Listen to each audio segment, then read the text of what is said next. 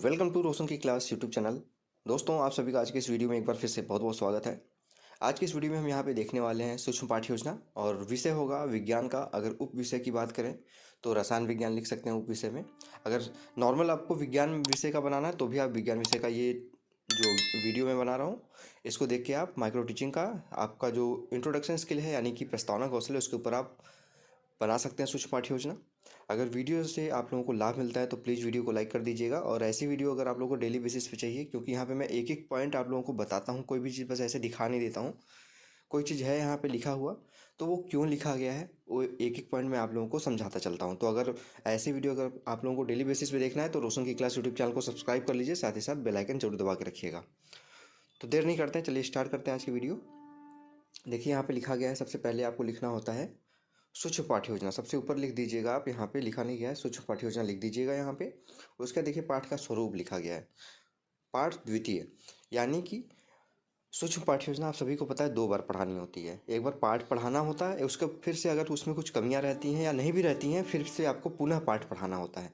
तो पहले बार पढ़ा रहे हैं या दूसरे बार पढ़ा रहे हैं वही यहाँ पे लिखा गया है। अध्यापन कौशल आधारित पाठ्य योजना यानी कि सूक्ष्म शिक्षण पाठ्य योजना है ये। कौशल के घटक में यहाँ पे देखिए लिखा नहीं गया, कुछ खाली छोड़ दिया गया, लेकिन आप अपने अनुसार यहाँ पे लिख लीजिएगा।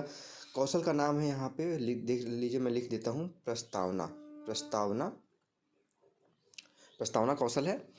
विषय रसायन विज्ञान का है, विज्ञान लिखना है, लिख लीजिएगा आप लोग। प्रकरण है हमारा प्रकाश संश्लेषण, कक्षा है 7वीं, और समयावधि जो होती है वो 5 से 7 मिनट का होता है माइक्रो टीचिंग का। तो यहाँ अपने अनुसार इसको लिख लीजिएगा। अगर आपके कॉलेज वाले 7 मिनट कहते हैं लिखने के लिए 7 मिनट लिख लीजिएगा, 5 मिनट कहते हैं, 6 मिनट कहते हैं तो अपने अनुसार इसको लिख सकते हैं आप। इसके बाद इसको आपको 3 कॉलम में डिवाइड करना होता है। देखिए यहाँ पे प्रश्न संख्या यानी कि क्रम संख्या भी लिख सकते हैं इसको। शिक्षण क्रिया, छात्र छात्राएं क्रिया। बच्चों से आप प्रश्न पूछेंगे, किन चीज़ों का ध्यान रखना होता है वही मैं बता देता हूँ। बच्चों से आप प्रश्न पूछेंगे, कम से कम 3 प्रश्न पूछ के अपना प्रकरण निकलवा सकते हैं। ज़्यादा से ज़्यादा 5 से 6 प्रश्न पूछा जा सकता है अपना प्रकरण निकलवाने के लिए। बच्चों के से जो प्रश्न पूछेंगे वो बच्चों के पूर्व ज्ञान पे आधारित होने चाहिए, यानी कि बहुत सिंपल प्रश्न होने चाहिए। ऐसा नहीं कि बहुत टफ क्वेश्चन अब बना के पूछ रहे हैं बच्चों से, तो बच्चे नहीं बता पाएंगे, छोटे बच्चे हैं। और तीसरी बात, इसमें क्रमबद्धता होनी चाहिए कि पहले प्रश्न का जो उत्तर है उसे दूसरा प्रश्न बना, दूसरे प्रश्न का जो उत्तर है उसे तीसरा प्रश्न बना, तीसरे प्रश्न का जो उत्तर है उसे चौथा प्रश्न बना। इस तरीके से क्रमबद्धता होनी चाहिए, जिसको तारतम्यता भी कहते हैं। तो यहाँ पे देखिए पहला प्रश्न बच्चों से आप पूछ रहे हैं सॉरी, कौन सी गैस मोमबत्ती के जलने में सहायक होती है? तो किसी भी चीज़ को जलने में सहायक कौन सी गैस होती है? तो सभी को पता है ऑक्सीजन होती है। दूसरा प्रश्न है ऑक्सीजन हमें कहाँ से प्राप्त होती है? बच्चे बोलेंगे वायुमंडल से प्राप्त होती है। तीसरा प्रश्न है वायुमंडल में ऑक्सीजन कहाँ से आती है? तो बच्चे बोलेंगे वायुमंडल में ऑक्सीजन पेड़ पौधे के द्वारा आती है, पेड़ पौधे बनाते हैं ऑक्सीजन। चौथा है पेड़ पौधे किस अभिक्रिया द्वारा ऑक्सीजन गैस बनाते हैं? बच्चे बोलेंगे प्रकाश संश्लेषण के द्वारा, जब भोजन बनाते हैं तभी वो ऑक्सीजन छोड़ते हैं। और पांचवा प्रश्न है प्रकाश संश्लेषण कौन सी अभिक्रिया है? बच्चे नहीं बता पाएंगे डिटेल में, समस्यात्मक प्रश्न हो जाएगा। समस्यात्मक प्रश्न जैसे होगा आप सभी को पता है कि अपना यहाँ पे आपको ये पूर्व ज्ञान देखिए पहले ऊपर रहेगा ना, यहाँ पे मैं सुधार कर दे रहा हूँ। यहाँ पूर्व ज्ञान आप इन क्वेश्चन के ऊपर लिखिएगा। उसके बाद आपको तुरंत यहाँ पे उद्देश्य कथन बोलना होता है। ये जो है आपका उद्देश्य कथन, उद्देश्य कथन देखिए यहाँ पे बोला गया, अच्छा बच्चों आज हम प्रकाश संश्लेषण के विषय में विस्तारपूर्वक अध्ययन करेंगे। उसके बाद आवश्यक सामग्री यहाँ पे अगर आपको लिखने के लिए कॉलेज वाले कहते हैं तो लिख दीजिएगा चौक, डस्टर, संकेतक, समस्त कक्षोपयोगी शिक्षण सहायक सामग्री। मॉर्निंग में मैं आप लोगों के लिए वीडियो बना रहा हूँ 6 बजे के लगभग, तो इसकी वजह से कोहरा है बाहर, इतने सुबह उठ के ठंड में मैं आप लोगों के लिए वीडियो बना रहा हूँ। कोहरा बाहर तो ट्रेन जा रही है, आप सभी को पता है कोहरे में ट्रेन ज़्यादा ही हॉर्न बजाती है, उसको इग्नोर करिएगा। कंटेंट एक एक चीज़ मैंने यहाँ साफ़ सुथरा लिखा हुआ है। बस पूर्व ज्ञान उठा के देखिए इस चीज़ को, पूरा पूर्व ज्ञान विद्यार्थी प्रकाश संश्लेषण के बारे में समान जानकारी रखते हैं, इसको पूरा उठा के यहाँ पर लिख लीजिएगा ऊपर, ठीक है, ये प्रश्न पूछने से पहले।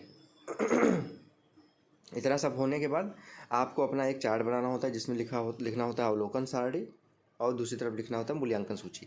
मूल्यांकन सूची में सामान्य अच्छा बहुत अच्छा लिखना होता है, नंबरिंग करनी होती है 0 1 2 3 4 5 6, जो भी नंबर जिस तरह से आपके कॉलेज वाले लिखने के लिए कहें। जैसे हो सकता है सामान्य में 0 1 2 लिखने के लिए कहें, अच्छे में 3 4 5 लिखने के लिए कहें, बहुत अच्छा में 6 7 8 लिखने के लिए कहें, तो इस तरीके से लिख लीजिएगा। अवलोकन सारणी में कौशल के घटक हैं और शिक्षण यहाँ पे कर्ताओं के नाम तथा बारंबारता मिनटों में। तो पहला देखिए पूर्व ज्ञान का प्रयोग किया है कि नहीं किया आपने। बच्चों से प्रश्न जो पूछा है वो सरल प्रश्न पूछे हैं, उनके बच्चों के पूर्व ज्ञान पे आधारित प्रश्न पूछे हैं कि नहीं पूछे हैं। दूसरा है छात्रों के उत्तरों का उपयोग किया है कि नहीं किया, जो उत्तर दिया उससे दूसरा प्रश्न पूछा है कि नहीं पूछा है। तीसरा है तारतम्यता है, प्रश्नों के क्रम में क्रमबद्धता जो मैंने आप लोगों को बताया था कि पहले प्रश्न का जो उत्तर आएगा उसे दूसरा प्रश्न बनेगा, दूसरे प्रश्न का जो उत्तर आएगा उसे तीसरा प्रश्न बनेगा, वो आपने यूज किया है कि नहीं किया, तारतम्यता। चौथा है मूल पाठ की अग्रसरता होता है यहाँ पे। तो मूल पाठ से रिलेटेड प्रश्न पूछा है, ऐसा तो नहीं है कि मैथ का क्वेश्चन पूछ लिया यहाँ विज्ञान पढ़ाते पढ़ाते, या फिर विज्ञान पढ़ाते पढ़ाते हिंदी के क्वेश्चन तो नहीं पूछ लिए। तो जो चैप्टर पढ़ा रहे हैं, जैसे प्रकाश संश्लेषण आप पढ़ाने जा रहे हैं, तो उससे रिलेटेड ही प्रश्न पूछिए, ऐसा नहीं कि दूसरा कुछ पूछिए और ला के पढ़ाइए कुछ दूसरा। पाँचवा सहायक उपयोग वह सहायक उपकरण, आपने सभी चीज़ों का उपयोग सही से किया है कि नहीं, सामग्रियों का, जैसे चौक का यूज किया है कि नहीं किया है, चार्ट का यूज किया है कि नहीं किया है, लपेट श्यामपट्ट का यूज किया है कि नहीं किया है, संकेतक का यूज किया है कि नहीं किया है। तो सभी सहायक सामग्री जो होती है उनका उपयोग किया है कि नहीं किया है। फिर छठवां पॉइंट देखिए, लिखा गया उपयुक्त अवधि योग। यहाँ पे यानी कि आपको 7 मिनट का समय दिया गया, मान लीजिए, तो आपने 5-6 मिनट 7 मिनट का समय यूज किया है, कि ऐसा नहीं कि 1-2 मिनट पढ़ाने के बाद खत्म हो गया आपका कंटेंट। या फिर ऐसे होते हैं कुछ बच्चे जो 6-7 मिनट का समय दिया जाता है वो 10-12 मिनट 15 मिनट पढ़ाने लगते हैं। तो ऐसा होगा तो गलत होगा आपका, क्योंकि आपको ये एक स्किल सिखाई जा रही है। स्किल सीखने के लिए आपको जैसे कहा जाए वैसे करना होता है। तो 7 मिनट की क्लास अगर आपको दी गई तो 6-7 मिनट का समय ही लीजिए, 8 मिनट का समय ले लीजिए चलेगा, लेकिन ऐसा ना हो कि 7 मिनट की जगह 15 मिनट हो, या फिर 7 मिनट की जगह 1-2 मिनट हो। तकनीकी की उपयुक्तता, आपने तकनीकी का उपयोग किया है कि नहीं किया। कोई वीडियो दिखाना था बच्चे को, तो वीडियो के लिए कोई मोबाइल का क्लिप दिखाया कि नहीं दिखाया है। आपने कोई इमेज दिखानी है बच्चे को, वो फ़ोटो दिखाया कि नहीं दिखाया तकनीक के द्वारा, तो उपयोग किया है कि नहीं किया, कर सकते हैं आप। आजकल तकनीक की सहायता ली जाती है शिक्षा में।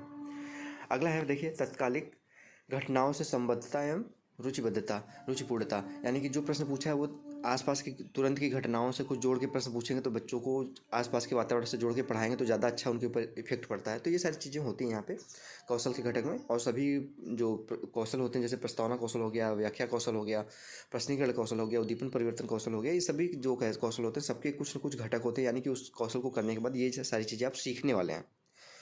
नीचे देखेंगे तो यहाँ पे हस्ताक्षर सहपाठी पर्यवेक्षक है, और यहाँ पे हस्ताक्षर दल निर्देशक है।